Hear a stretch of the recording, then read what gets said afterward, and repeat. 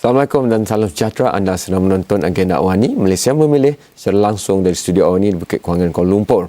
Dan malam ini saya ingin terbang jauh merentasi Laut Cina Selatan untuk terus ke negeri Sabah berbincang tentang apakah senario menuju pilihan raya Mei 5 nanti. Dan kita tahu pengundi di Sabah yang mendaftar itu hampir 1 juta orang, 981,814, dan kekuatan Barisan Nasional ataupun BN di sana begitu tegar sekali. Walau bagaimanapun, adakah senarionya kini dihimpit dengan asakan yang begitu kuat daripada pembangkang yang berada di Semenanjung Terbang sana pun ada, dalam golongan yang sudah pun berada di Sabah seperti Star dan sebagainya. Itu juga akan kita telusuri. Jadi saya berterima kasih kepada Dr. Zaini Osman, pengasis politik UMS ataupun Universiti Malaysia Sabah, kerana datang pada malam ini. Dr. Zaini setiap hari berjalan ke pelosok Sabah untuk mengetahui dengan lebih dekat sosioekonomi, sosiopolitik di situ. Jadi mungkin sebelum saya dengan Tan Sulin, senario ringkas, mungkin dalam 2-3 ayat, panas atau tidaknya keadaan politik di Sabah menjelang Mei 5 ni. Ya, saya boleh katakan bahawa menjelang 5 bulan 5 ni, senarionya boleh saya ungkapkan sebagai stable but tension. Okey. Ketegangan stabil, itu juga Profesor Syamsul Ramli selalu pakai tentang hubungan etnik di Malaysia. Mungkin kita dengar calon-calon di Sabah. Mungkin kita ada 2, Tan Sulin, rakan saya yang berada di Sabah, telah rakamkan lebih awal. Dan antara kursi panas yang dikatakan di Sabah termasuklah di Kota Kinabalu, Sandakan, Tawau, Penampang, Beaufort dan Tuaran. Saya nak pergi ke Parlimen Tawau dulu dan kita dengar rakaman yang dibuat oleh Tan Sulin sebelum ini. Boleh melihat bahawa Tawau ada banyak potensi dan banyak peluang untuk dibangunkan. Jadi dalam saya punya manifesto dan saya punya tema untuk manifesto ini ada berkaitan dengan pembangunan dan kemajuan Tawau. Dan oleh kerana saya adalah seorang pendidik dan juga pendidikan merupakan satu faktor yang begitu penting untuk gerak pembangunan sosial dan ekonomi itu, memang saya akan memberi fokus kepada pendidikan, tetapi saya tidak boleh lupakan faktor-faktor yang lain. Well, we are facing a 4 half corner fight, and our opponent is also of high caliber. Basically, I feel that in the politics arena, people must be accessible to you, and you must have a will to go down to the people. Because of the bad infrastructure, a lot of people cannot bring the problem to us. They cannot come to your office, but we must find a way to reach out to them. That is what we have been doing for the past few years. Itu 2 daripada 4 calon, 4 penjuru di Tawau itu. Ada Barisan Nasional, ada SAPP, ada PKR dan ada juga Bebas. Itu juga akan saya bercakap dengan Dr. Zaini selepas ini, kerana formula pembangkang untuk hampirkan, pastikan 1 lawan 1 di antara Barisan Nasional dengan Pakatan Rakyat itu begitu jelas cuba dilakukan hampir 100% di Semenanjung, tapi di Sabah ia tidak begitu menjadi dalam konteks itu. Itu kita akan telusuri, tapi mungkin elok kita terus bersama dengan Tan Sulin jika sudah bersedia di talian, kerana Tan Sulin sudah pun terbang ke Sabah sudah lebih seminggu saya rasa, bergerak ke Sandakan, turun ke bawah ke kawasan-kawasan S-Zone. Jadi kalau Tan Sulin sudah berada di talian, Tan Sulin? Ya, Cik Kem. Ya, teruskan. Bagaimana keadaan di senario yang berlaku terutamanya di sebelah pantai timur Sabah itu?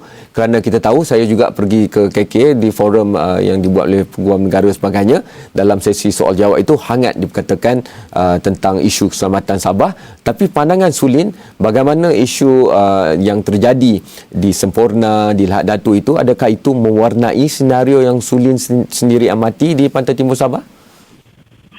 Ya, Cik Kem. Pastinya hasil tinjauan kru kami di Sabah, kami telah membuat tinjauan dari Sandakan, kami telah turun ke Tawau dan hari ini pula kami tiba di Lahad Datu untuk meninjau senario pilihan raya, khususnya bermula di pantai timur Sabah. Dan apa yang pasti sangat kehangatan pilihan raya telah mula dirasai, mungkin berbeza dengan landscape yang berlaku di Semenanjung ya, di mana kita dapat lihat di Semenanjung mungkin perang-perang poster yang begitu dahsyat sekali, tapi di Sabah sebenarnya dia agak dilihat ada, tapi tidak sebegitu meriah atau sebegitu gangho seperti di Semenanjung. Di sini perjalanan kempen semuanya berjalan dengan lancar dan juga aman tanpa sebarang kejadian yang jadi ini. Namun hasil tinjauan kami di kalangan mendapatkan input daripada kalangan penduduk, pastinya isu keselamatan ini satu aspek yang juga akan dikatakan bakal menjadi penentu pengundian pada 5 Mei nanti, di mana kita lihat hasil daripada insiden pencerobohan yang berlaku dan apa yang mereka dapat lihat daripada apa yang hasil kerajaan lakukan bagi menangani isu itu. Dia bakal membentuk persepsi masyarakat pengundi ini untuk memilih kerajaan bagaimana yang dapat menangani isu keselamatan khususnya di Pantai Timur dengan sebaiknya. Dan setakat ini hasil dapatan kami mendapati reaksi yang didapati sebenarnya cukup positif. Mereka menerima dengan baik dengan penubuhan Eskom dan juga penubuhan S-Zone, dan hasil tinjauan kami di sekitar Sandakan, Tawan, Ladu juga mendapati setakat ini isu keselamatan ditangani dengan sebaiknya dan mereka tidak lagi rasa takut ataupun rasa gerentak apabila kita dengar seperti apa yang berlaku di Lahad Datu baru-baru ini. Sulin, secara ringkas, 3 bahan kempen mana-mana parti ataupun individu bebas pun sekalipun, 3 bahan kempen mereka yang teratas pada pandangan Sulin, kalau Sulin dah mengamati kempen ataupun berbual dengan mereka, 3 isu utama yang mereka bangkitkan. Okey, isu yang paling utama sebagaimana kita tahu di Sabah pastinya masih berkisar di isu iaitu politik pembangunan ya. Mereka memainkan isu pembangunan di sini, dan isu kedua mungkin dari segi tahap kehidupan atau tahap kehidupan yang lebih baik lagi dengan mungkin menangani isu kos sara hidup agar memudahkan lagi, meringankan beban pengguna di sini. Dan juga yang ketiga paling hangat diperkatakan adalah khususnya di pihak pembangkang adalah sebenarnya isu autonomi. Dan sejauh mana isu autonomi ini dapat diserap ataupun dikonvinskan di pihak pengundi, kita akan tahu pada 5 Mei nanti. Okey, terima kasih banyak Sulin dan selamat maju jaya. Kita tahu walaupun Sulin diletakkan di satu negeri, tapi negeri Sabah itu begitu besar sekali. Jadi selamat maju jaya di sana. Saya ingin kembali ke studio dan kita mungkin perlu pergi rehat dahulu. Apabila kembali, kita akan bersama Dr. Zaini. Sulin tadi ada mengungkapkan tentang tuntutan autonomi dan sebagainya. Saya nak balik terus ke 1963 dan 65, mengimbau sejarah dan interpretasi baru mungkin tentang perkara 20 dan sebagainya dihubungkan dengan autonomi. Itu kita bicarakan selepas ini.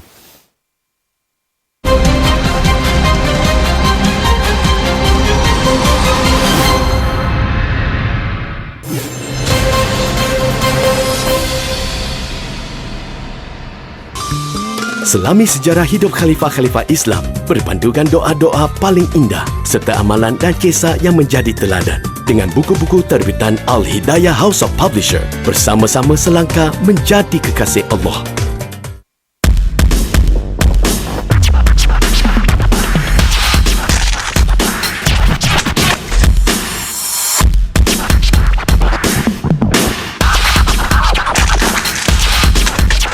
Nikmatilah botol spritzer terbaru yang lebih ringan. Minum dan putarkan untuk kitar semula.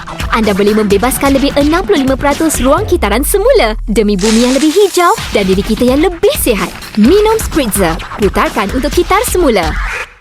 Sabtu, Astro Awani membawakan Sukan Awani Extra, memaparkan isu sukan tempatan dan antarabangsa. 9 minit untuk membuka tirai jaringan menerusi Mikal Kubala. Mengupas kejayaan atlet-atlet dalam dan luar negara. Manuel Pellegrini hampa dengan beberapa keputusan pengadil ketika aksi suku akhir kedua Liga. Dan juga paparan khas aktiviti sukan dunia.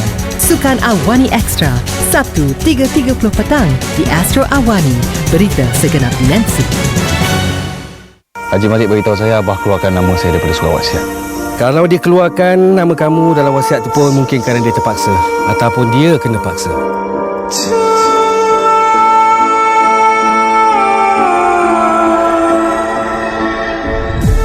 takut aku tahu yang kau komplot bunuh abah.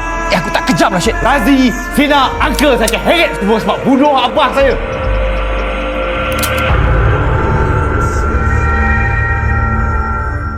Berita anda, suara anda, secara langsung, bila-bila masa.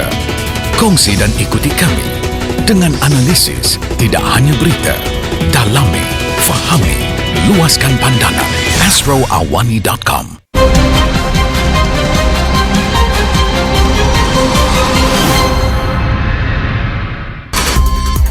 Kami sebenarnya di sini mahukan pembangunan dan pembelaan yang adil, betul-betul adil sebagaimana yang mereka rasa di Semenanjung, begitu juga yang berada di sini di di Sabah. Apa yang saya mohon kepada pemimpin-pemimpin Kota Belud, penuhi keperluan rakyat Kota Belud, itu paling penting. Kalau benda yang remeh kita penuhi, sedangkan yang basic kita tidak penuhi, masih diorang lagi mohon. Sebab kerjaan memegang kuasa. Tentera Gulang saya temui ketika saya pergi ke Kota Belud, dan di tengah-tengah pekan Kota Belud tu tiba-tiba ada satu kedai grafik dan pengiklanan, dan beliau begitu bervisi besar. Dan saya nampak ini antara perbezaan utama di antara isu di sebelah pantai timur Sabah dan isu di sebelah pantai barat Sabah. Kerana di sebelah pantai barat ni mereka mahukan lebih perbincangan tentang emansipasi, penghakupayaan dan sebagainya. Tetapi Disember lalu ketika saya menyusuri Sungai Kinabatangan untuk melihat tentang koridor kehidupan hidupan liar dan sebagainya, mereka peka dengan isu, tetapi isu mereka lebih kepada tentang penjagaan alam sekitar, kemajuan ekonomi tanpa menjejaskan dan sebagainya. Jadi dalam 60 kerusi Dewan Undangan Negeri, 25 kerusi Parlimen ni, Doktor, bagaimana nak mengimbangi aspek ini? Kerana kita tahu di sebelah pantai timur itu memang isu keselamatan itu dominan sekarang, tapi itu juga mungkin isu yang tentunya bola tanggung yang dilihat persepsinya oleh pihak pembangkang di Sabah untuk cuba mengambil kembali kerusi-kerusi yang begitu banyak dipegang oleh BN di Sabah. Itu contohnya. Dengan Doktor tentang itu. Baik, saya fikir satu aspek yang perlu kita lihat apabila cuba nak memahami tingkah laku politik di Sabah ni ialah bahawa Sabah tu antara asas kepada politik ni masih lagi kuat kepada elemen parokialisme. Di mana kalau kita lihat bagaimana asas parokialisme itu dia begitu tertanam dengan kukuh dalam konteks masyarakat di sana, especially di kawasan-kawasan yang kita katakan wujudnya wolot politik sini. Okay. Jadi ini memainkan peranan penting. So wolot politik ini akan berperanan untuk mengangkat kemandirian masyarakat itu. Okay. Di mana dalam konteks ini masyarakat itu bergantung pada wolot ini tadi dalam konteks misalnya emansipasi mereka sendiri, tentang literasi politik mereka terhadap sistem yang mereka diami. Ini termasuklah juga sebagaimana yang Tuan Kamarul kata tentang masyarakat Kinabatangan dengan alamnya, kerana alam itulah merupakan survival mereka. Ini sama juga masalahnya dengan kalau kita bercakap pasal masyarakat Penan di Sarawak umpamanya, itu alam itu bersatu dengan kehidupan mereka. Jadi dalam konteks inilah mereka begitu bergantung harap dan memberikan kepercayaan mereka kepada wolot-wolot ini, ataupun dalam istilah moden kita panggil pemimpin-pemimpin ini, untuk mereka jadikan sebagai tempat mereka berteduh, tempat mereka bergantung harap. So dalam konteks inilah di mana politik Sabah itu bila kita cuba fahamkannya, maka timbullah hal-hal yang berkait dengan otonomi Sabah umpamanya. Misalnya dalam persoalan otonomi Sabah dalam perkara hubungan antara federal dengan negeri umpamanya. Perkara itu sudah termaktub dalam perlembagaan. Cuma yang perlu diangkatkan di sini adalah bagaimana hal itu perlu kita dalam bahasa Inggerisnya execute benda itu. Perlu dilaksanakan. Jadi ini saya lihat selepas 50 tahun misalnya. 50 tahun kita merdeka, membentuk Malaysia dan sebagainya, masih lagi kadang ada terkeliru dalam minda masyarakat kita bahawa bila you kembali ke Malaysia seolah macam Sabah, Sarawak itu bukan dalam Malaysia. Jadi hal-hal begini kadang-kadang boleh menimbulkan sentimen-sentimen yang sebenarnya terkeluar daripada arus politik itu.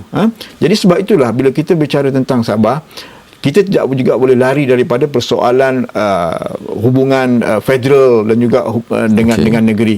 Ini kerana hal-hal inilah nanti akan membantu, akan membawa masyarakat Sabah tu ke dalam sistem kita yang besar itu sendiri. Mungkin kebergantungan, kalau kita tengok indeks kita mesra tadi pun, kebergantungan bagi pemimpin tu agak lebih besar di Sabah berbanding mungkin di Semenanjung. Di Semenanjung ni mereka merasakan mereka boleh terus sampai ke Putrajaya dan menghantar protes atau surat makluman. Sekarang ini pakai laman media sosial sebagainya. Tapi di Sabah itu perwakilan menerusi ketua yang dilantik itu masih agak utama juga. Dan dalam konteks itu, bagaimana kita nak memisahkan, kalau kita lihat strategi pembangkang nasional untuk menggempur Sabah itu memang jelas. Tetapi kenapa mereka masih gagal untuk memastikan satu lawan satu tu? Adakah kerana kekuatan BN yang begitu tegar ataupun kurang memahami pada susu galur mentempatankan perkataan itu, menjadikan isu itu lebih tempatan di Sabah itu, kerana isu nasional tidak semudah itu diterjemahkan menjadi isu tempatan di Sabah itu sendiri. Baik, itu saya fikir kita perlu lihat daripada dua aspek. Yang pertama, saya rasa dalam konteks ini ialah bagaimana barisan pembangkang dia cuba nak wujudkan semacam satu mirror kepada barisan nasional. Jadi hal ini saya kira mereka terkejut dengan apa yang berlaku pada 2008 dan cuba nak bawa itu dalam konteks di negeri Sabah dan mereka masih lagi mencari posisi mereka dan malahan perkara ini diakui oleh rakan-rakan saya yang berada yang saya temui yang di sebelah pembangkang. Mereka berhadapan dengan masalah untuk mencari repositioning the opposition coalition di Sabah itu. Sebab tu kita lihat misalnya di banyak kerusi kan berlaku pertemuan sesama sendiri di kalangan pembangkang. So mereka dalam proses itu, dalam proses mencari kesesuaian. Dan ini bagi saya bukanlah suatu perkara yang aneh, kerana politik is about power. Politik is about macam mana you nak manage hal-hal yang berkait dengan perebutan kerusi dan sebagainya. Dan yang keduanya ialah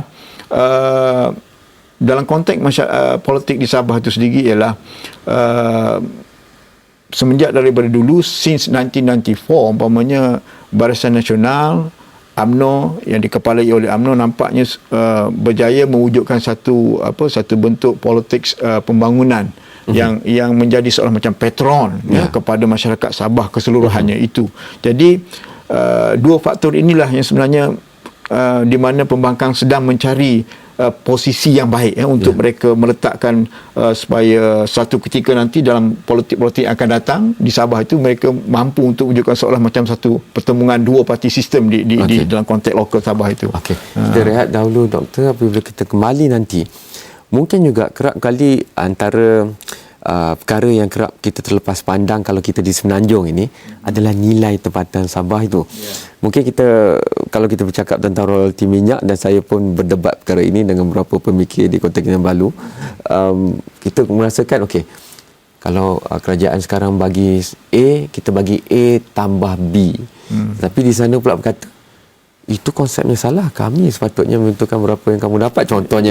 Jadi cara menghampiri, dan bila saya baca dalam talian dan juga akhbar, bila ketua DAP misalnya begitu kuat dengan kehadiran di Semenanjung dan kini semakin bangkit di Sarawak, cuba bangkit di Sabah, juga menghentam SAPP dan STAR.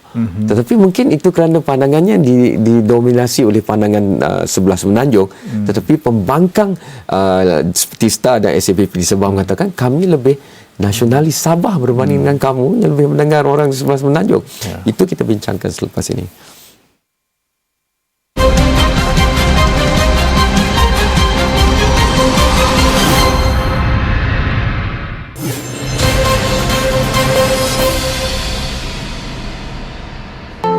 Malaysia dahulu dan kini memang jauh berbeza. Namun kini rakyat Malaysia hidup dalam keadaan bebas dan selesa. Kedaulatan dan keselamatan negara tanggungjawab bersama. Buat keputusan dengan bijak. Malaysia memilih.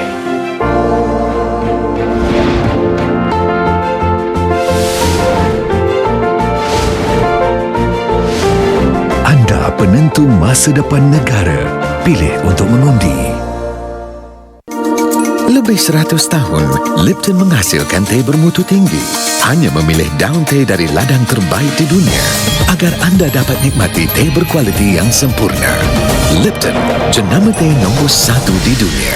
Minum Lipton dan menang sebuah Elantra dan hadiah bernilai RM200,000. Layari sekarang. Sebuah transformasi negara ke arah memperkasakan perkhidmatan awam. Pusat Panggilan 1 Malaysia, One MOCC, melalui 5 saluran komunikasi, telefon, SMS, faksimili, email, media sosial, bagi sebarang pertanyaan, aduan dan cadangan, melangkaui ekspektasi rakyat.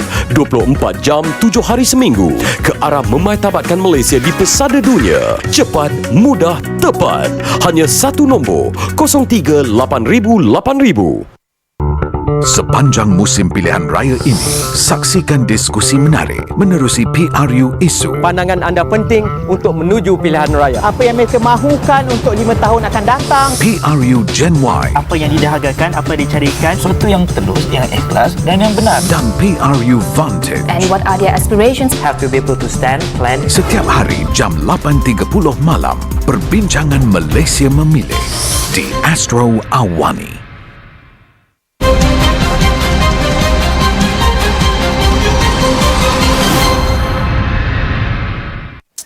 Kadang-kadang kalau orang Semenanjung cuba memahami politik Sabah dalam cita rasa pandangan Semenanjung mungkin agak tersasar ya. Kerana aspirasi di Sabah itu unik kepada pembangunan di Sabah. Dan ada yang perbezaan generasi juga dalam memahami perjanjian Perkara 20 1963 dan apa terjadi selepas itu. Sebab itu konteks royalti minyak misalnya tidak hanya boleh dilihat pada kuantumnya sahaja, tetapi pada penilaiannya dan hak pemilikannya. Dan ini jika kita lapisi lagi dengan isu seperti tanah, adat resam dan sebagainya, akan memberikan pelbagai lagi warna kepada politik di Sabah. Sebab itulah saya rasa manifesto BN yang dilancarkan pada hari Isnin lalu oleh Ketua Menteri menjuruskan kepada perkara ini, memberikan jaminan tentang pendatang asing, tentang tututan tanah dan sebagainya. Tetapi dalam konteks itu juga doktor lebih arif tentang keadaan di sana. Perbezaan ini kita sudah tekankan tadi, berbeza di pantai barat dan pantai timur. Tetapi dalam aspek generasi juga. Berapa kali saya turun ke Sabah sejak beberapa bulan ni, itu begitu jelas sekali. Apabila duduk dengan kumpulan NGO yang katanya tidak mahu berpaksi ke mana-mana parti, mereka begitu berkobar-kobar berkatakan tentang mereka mahu bangun dan menjadi maju, kalau tidak pun lebih maju berbanding Semenanjung. Tapi kalau pergi generasi yang seperti saya dan lebih tua, mereka kembali ke Perkara 20, Suruhanjaya Kobok dan sebagainya. Jadi bagaimana nak berkempen dalam kemajmukan yang begitu rancak ni, kerana di mana nak letak tanda arasnya. Mungkin manifesto BN itu satu perkara, tetapi nak menterjemahkan pelaksanaan manifesto ke peringkat kempen itu bagaimana? Dia, bagi saya dia ada dua aspek lah sebagai penanda aras kepada mana-mana pihak yang cuba nak memahami politik Sabah. Pertama ialah kita perlu, maksud saya di sini lah bukan saja rakyat Sabah tapi juga rakyat Malaysia as a whole. Kerana negara kita ni adalah negara persekutuan. Sebuah negara federal, itu asas negara kita. Jadi konsep federal itu yang perlu kita fahami. Jadi yang timbul persoalan jadi polemik, jadi kemelut tentang royalty itu, tentang hak itu, tentang otonomi itu, saya lihat semacam ada semacam bentuk literasi politik yang begitu rendah tentang konsep persekutuan itu sendiri. Jadi ini yang saya kata perlu ditekankan. Apakah yang dimaksudkan dengan konsep persekutuan? Misalnya ada orang kata Sabah dan Sarawak masuk ke Malaysia, itu satu statement yang sudah jauh lari. Walhal Sabah dan Sarawak itu membentuk Malaysia bersama. So dalam pasca Malaysia ataupun pasca 1993, Sabah is Malaysia, Sarawak is Malaysia, and the entire country is a Malaysia. Jadi konsep persekutuan itu yang perlu kita fahami. Itu yang pertama ya. Malahan saya rasa ini bukan hanya di Sabah ataupun di Sarawak, tapi juga di mana-mana negeri di dalam persekutuan Malaysia. Itu aras yang pertama. Aras yang kedua, apabila kita nak berbicara tentang suatu politik di satu masyarakat yang bersifat persekutuan ini, ialah kita jangan menganggap masyarakat yang kita nak fahami itu sebagai objek. Tidak boleh. Mereka itu sebagai subjeknya. Jadi dalam konteks sebagai subjek itu, kita harus mendengar apakah aspirasi mereka, bagaimanakah tahap literasi politik mereka. Jadi itu yang perlu kita fahami. Jadi kalau kita sering kali menganggap mereka ni sebagai objek ataupun mana hanya menerima sahaja, hanya menerima, ataupun dalam konteks ini kita kata we know the best, we know what is the best for you misalnya, maka itu saya rasa itu satu persepsi yang salah.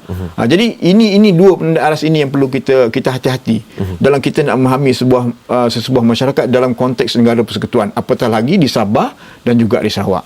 Dalam konteks itu mungkin untuk memenuhi cita rasa penonton di Semenanjung, mereka tahu nama-nama besar seperti saudara Kitingan dan sebagainya. Jadi pertemuan di antara adik-beradik ni bagaimana pada pandangan doktor?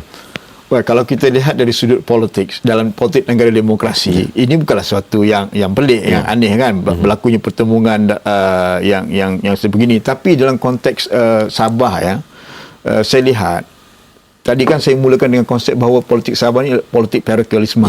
In fact, kalau you lihat di mana-mana kawasan pun, yang pertemuan tu dia mesti ada pertalian saudara. Maksudnya fenomena pertalian saudara bukannya ataupun fenomena politik mengenali. kelabatan itu sesuatu yang normal, sesuatu yang normal. Dan ini bagi dalam konteks masyarakat Sabah bukan sesuatu yang pelik. Dan pertemuan antara Jeffrey dengan saudara Pairin ini bukan pertama kali, sudah sebelum ini sudah ada pertemuan itu.